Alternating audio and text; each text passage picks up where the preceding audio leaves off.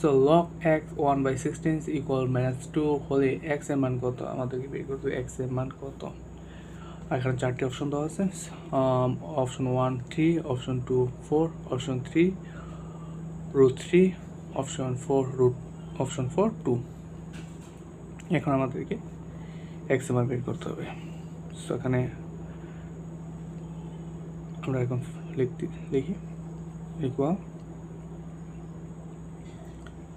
এখানে ই হবে log x 1/16 equal -2 বা x to the power -2 equal, side change হবে,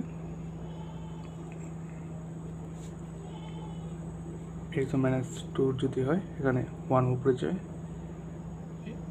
আর এখানে স্কোয়ার করা হয়